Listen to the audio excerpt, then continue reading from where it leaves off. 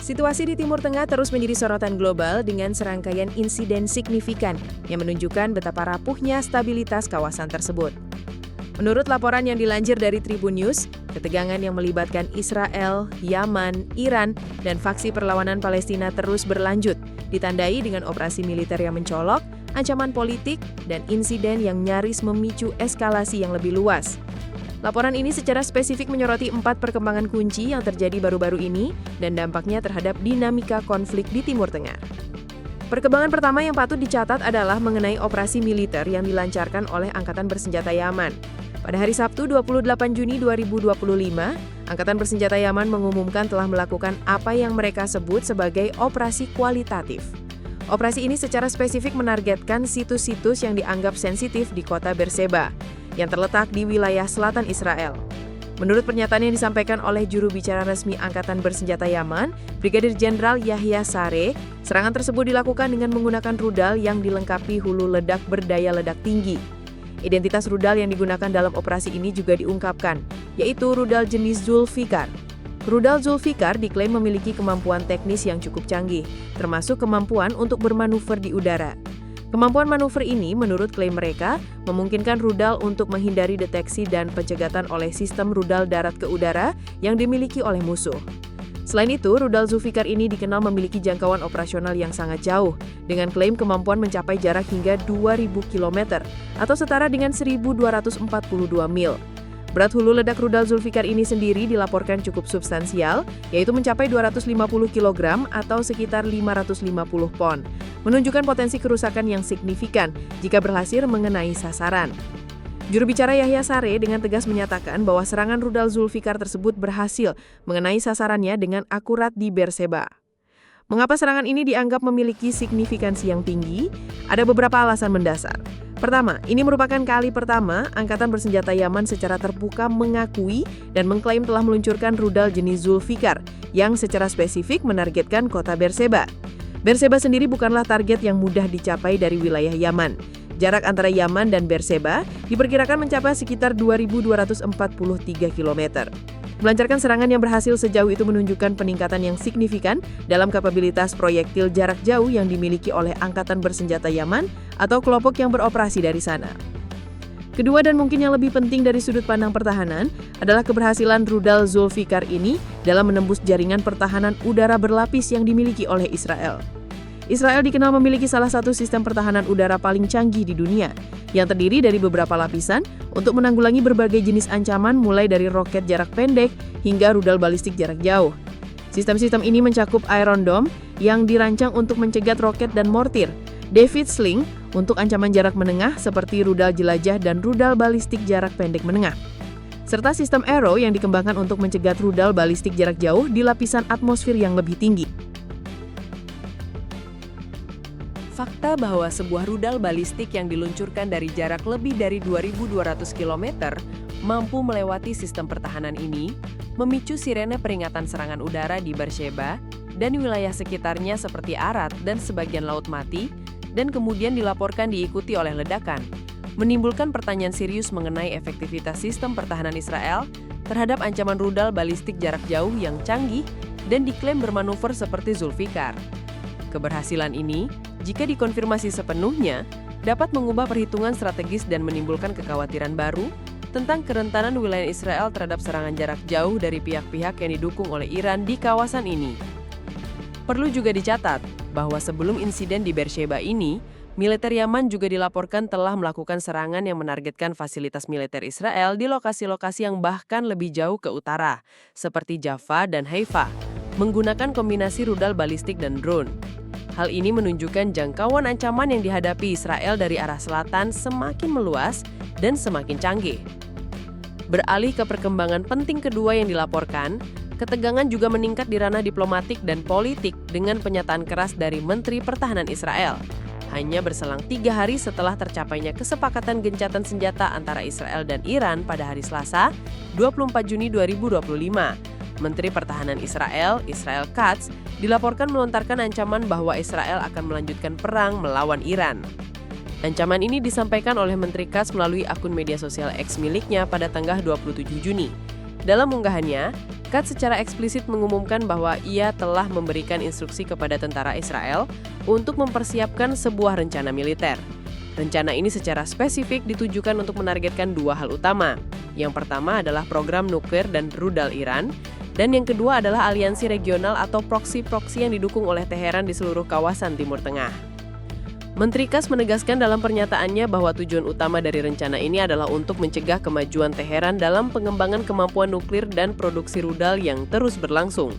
Lebih jauh, dia menyatakan dengan jelas bahwa serangan militer Israel akan dilancarkan sebagai respons langsung terhadap dukungan Iran untuk kegiatan atau kelompok yang dianggap melawan kepentingan Zionis, sebuah istilah yang merujuk pada kepentingan dan entitas Israel. Apa yang membuat pernyataan Menteri Katz ini sangat signifikan dan berpotensi memicu eskalasi adalah penekanannya bahwa rencana militer ini akan tetap berjalan dan diimplementasikan terlepas dari adanya kesepakatan gencatan senjata yang baru saja dicapai antara Israel dan Iran pada hari Selasa. Ini mengindikasikan bahwa Israel memandang gencatan senjata tersebut sebagai sesuatu yang tidak permanen atau tidak menghalangi hak Israel untuk bertindak proaktif terhadap apa yang dianggapnya sebagai ancaman fundamental terhadap keamanannya. Selain itu, dan mungkin yang paling mengejutkan, Katz secara tegas menyatakan bahwa Israel tidak akan ragu untuk melancarkan serangan terhadap Iran jika Teheran dianggap melanggar perjanjian gencatan senjata. Dan yang terpenting, Israel tidak akan menunggu atau meminta persetujuan dari Amerika Serikat untuk melakukan tindakan militer tersebut. Pernyataan ini menunjukkan tekad Israel untuk bertindak secara independen dalam menghadapi apa yang dianggapnya sebagai ancaman eksistensial dari Iran, bahkan jika itu bertentangan dengan kebijakan atau preferensi sekutu terdekatnya Amerika Serikat. Ancaman ini tentu saja menimbulkan kekhawatiran serius tentang potensi pecahnya kembali permusuhan skala penuh antara Israel dan Iran, yang dapat memiliki dampak destabilisasi yang luar biasa di seluruh kawasan. Selain perkembangan yang melibatkan Yaman dan ancaman Israel terhadap Iran, laporan dari Tribun News juga mencakup informasi mengenai operasi yang terus dilancarkan oleh faksi perlawanan Palestina. Dalam konteks ini, Brigade Al-Qassam yang merupakan sayap militer dari gerakan Hamas dan Brigade Al-Quds yang merupakan sayap militer dari gerakan Jihad Islam Palestina dilaporkan telah melakukan serangan gabungan yang menargetkan posisi-posisi tentara Israel. Faksi-faksi perlawanan ini mengklaim bahwa serangan yang mereka lancarkan dilakukan dengan akurat dan berhasil menyebabkan kerusakan yang ditargetkan pada sasaran militer Israel. Operasi gabungan ini dilaporkan melibatkan pemboman terhadap pertemuan atau konsentrasi pasukan tentara Israel serta terhadap kendaraan militer mereka. Serangan-serangan ini dilaporkan terjadi di berbagai area, khususnya di wilayah jalur Gaza bagian selatan dan bagian tengah. Rincian lebih lanjut mengenai operasi ini juga diberikan. Misalnya, Brigade Al-Qassam dilaporkan secara spesifik menembakkan mortir dengan kaliber sedang ke arah pertemuan pasukan tentara Israel. Mereka juga dilaporkan melakukan pemboman terhadap kendaraan militer Israel di sebuah daerah yang dikenal sebagai Al-Sotar Al-Garbi, yang terletak di sebelah utara kota Khan Yunis atau yang sering disebut Yunis di bagian selatan jalur Gaza. Dalam operasi gabungan yang dilakukan bersama dengan Brigade Al-Quds, kedua faksi ini juga dilaporkan menargetkan pertemuan pasukan Israel yang berada di dekat Masjid Halima di kota bagian selatan Gaza, menggunakan mortir dengan kaliber yang lebih berat. Selain operasi gabungan, Brigade Al-Quds sendiri juga dilaporkan melakukan operasi terpisah. Mereka mengaku telah mengebom rute pergerakan pasukan Israel serta posisi-posisi tentara Israel yang berlokasi di sebelah timur Poros Netzarim, sebuah area penting di jalur Gaza bagian tengah. Dalam serangan spesifik ini, Brigade Al-Quds mengklaim telah meluncurkan sebanyak 107 roket yang menurut klaim mereka berhasil mengenai sasaran yang dituju dengan akurat.